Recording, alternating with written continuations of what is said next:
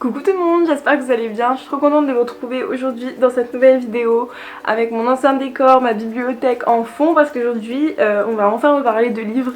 Je pense que ça fait au moins un an que je vous ai pas parlé d'un seul livre sur cette chaîne, j'ai grave honte. J'ai pris le temps, comme je vous avais dit, de parler d'autres sujets, de trucs aussi importants pour moi, mais je reviens aujourd'hui pour vous montrer tous les livres que j'ai achetés en Angleterre, puisque j'ai habité un an à Londres si vous ne le savez pas encore. Je vous invite à aller voir ma vidéo où je parle de mon année à Londres, je vais la mettre ici aussi, ou si j'oublie comme d'habitude en barre d'infos. En soi c'est pas non plus énorme parce qu'en un an j'ai acheté, enfin là je viens de compter, j'en ai peut-être oublié parce que ça me paraît pas beaucoup parce que là j'en ai que 10 à vous présenter, mais pour un an je trouve que c'est genre vachement raisonnable. Je suis quasiment sûre que j'en ai oublié peut-être chez mon père ou je sais pas. On va commencer tout de suite, c'est parti. C'est pas du tout par ordre dans lesquels je les ai achetés, hein. Vous doutez bien qu'en un an je me souviens pas trop de ce que j'ai acheté en premier. C'est vrai de vous dire où je les ai achetés si je me souviens. Le premier livre, il s'agit de Girlhood de Kate Clark. Kate Clark, j'avais lu son livre, je sais même pas si j'en ai parlé sur cette chaîne, c'était Revanche.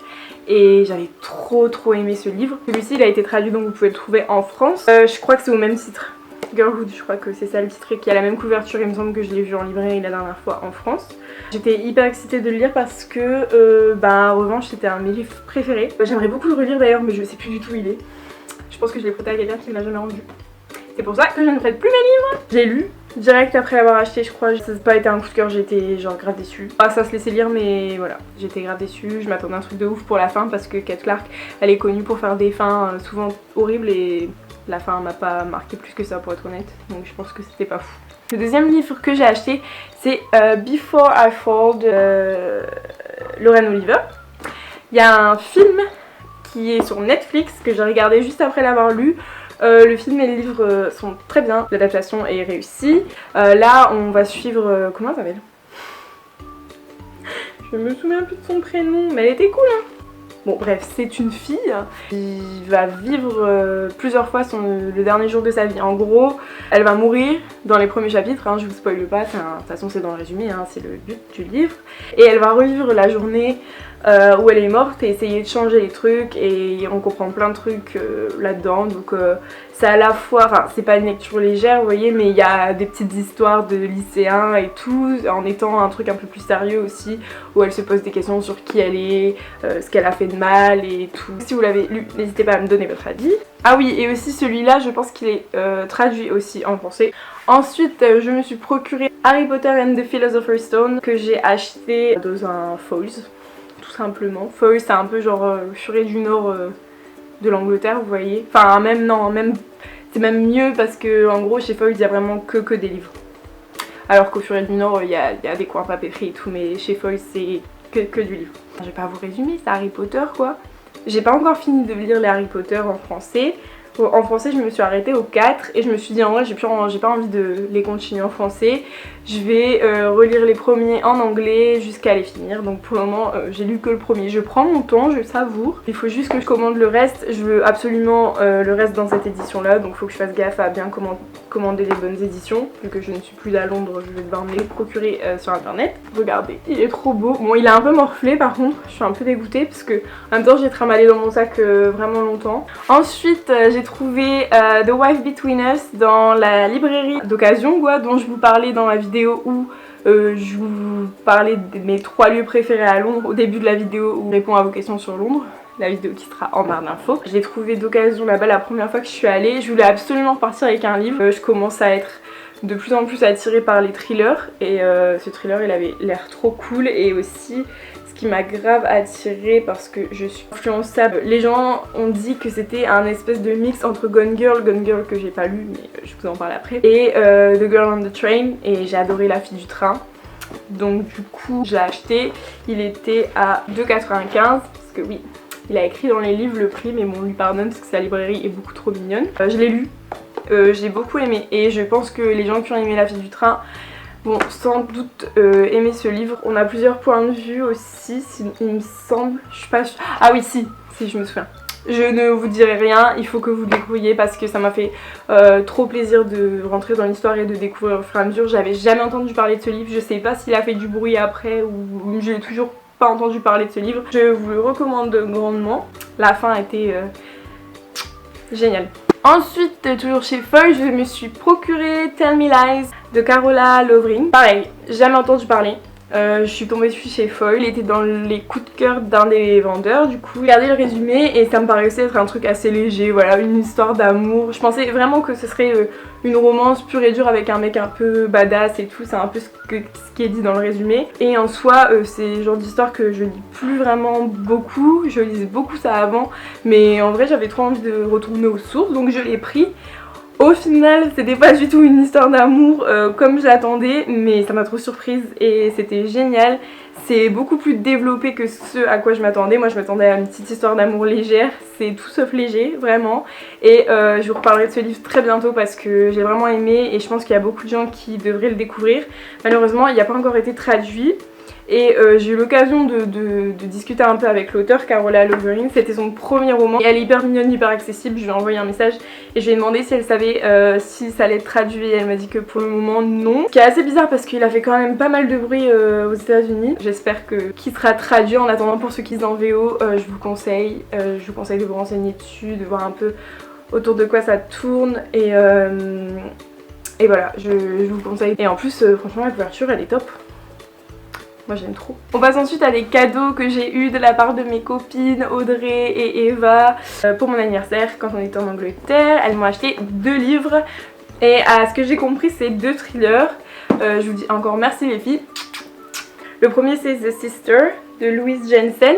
Apparemment Louise Jensen elle est bien reconnue pour les thrillers. J'ai aucune idée de quoi ça parle, j'ai même pas revu les résumés, mais bon, je sais que c'est Eva qui les a choisis et c'est en général ce que j'aime au niveau des lectures. C'est un thriller psychologique. Les thrillers psychologiques, c'est mes préférés quand t'es dans les pensées des personnages qui sont pas forcément très clairs et tout, moi j'adore.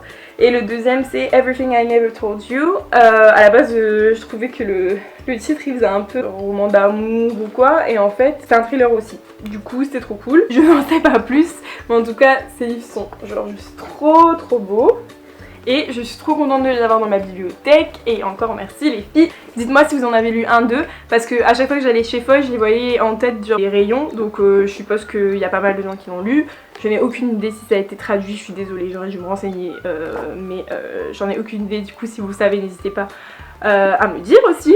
Toujours chez Foy, je me suis procuré Books for Living. Ah non, c'était pas chez Foy, ça. C'est quand j'étais à la bibliothèque de Londres. En bas il y avait un petit magasin où ils vendaient justement les livres. Donc voilà, j'avais été visiter la bibliothèque et je voulais ramener un petit souvenir. Et voilà, les petits souvenirs qu'il y avait dans la boutique n'étaient pas terribles. Donc je me suis dit, je vais ramener un livre. Et en fait, Books for Living, c'est un essai de Will Schwabel.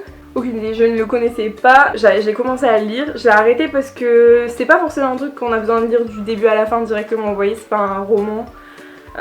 Avec une histoire, une trame et tout. C'était hyper intéressant parce que moi j'avais super peur qu'il parle que de livres que je connaisse pas, genre des classiques que j'ai pas lus et tout. Et en fait non, ça parle vraiment de tout. Il y en avait certains que je connaissais pas, mais genre par exemple il parle de La fille du train, qui est un livre que j'ai adoré. Il parle de Stuart Little, il y a carrément un chapitre dédié à Stuart Little. Comment ce livre il a changé sa vie. Je vous conseille si c'est le genre d'essai qui vous plaît.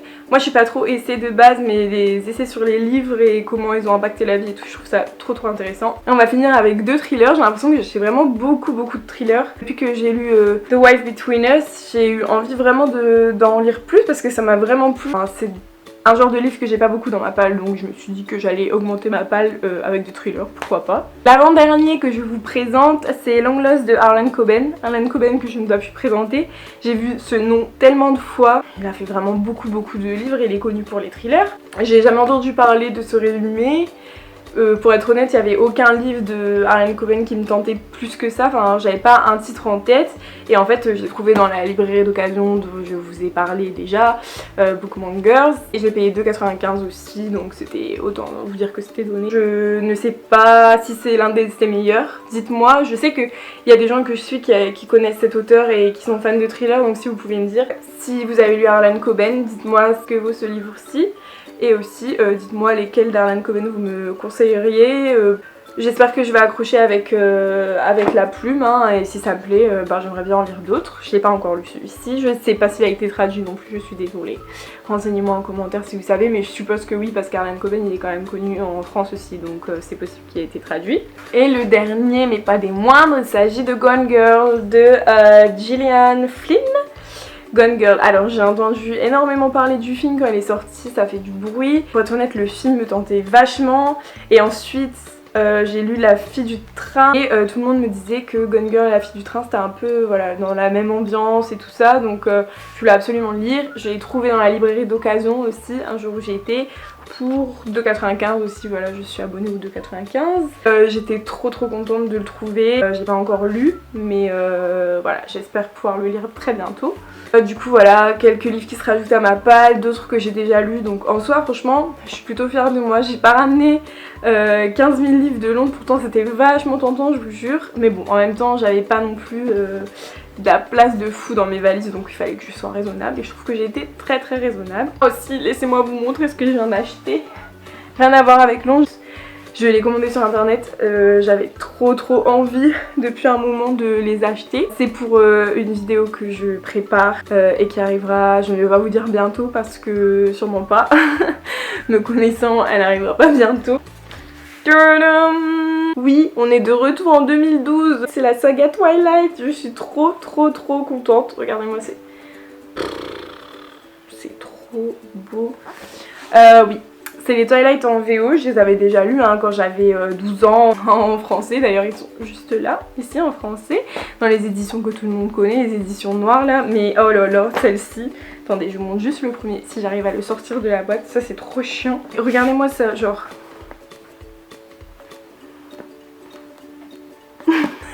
Eh franchement trop beau, j'ai fait une crise, je les voulais dans ma bibliothèque et en plus de ça, je sais pas pourquoi mais j'ai cette envie de découvrir l'écriture de Stephenie Meyer en VO parce que j'ai jamais lu sa plume en VO parce que la dernière fois que j'ai lu un de ses livres j'avais 12 ans et je ne savais pas lire en VO donc pourquoi pas. Je suis trop contente de les avoir, ils sont si beaux. Non mais regardez, oh là là. Voilà. Je crois que c'est tout pour ce book haul. Je vous remercie de m'avoir regardé jusqu'au bout et d'être encore intéressé par mes vidéos sur les livres parce que j'ai fait une grosse pause au niveau littéraire cette dernière année.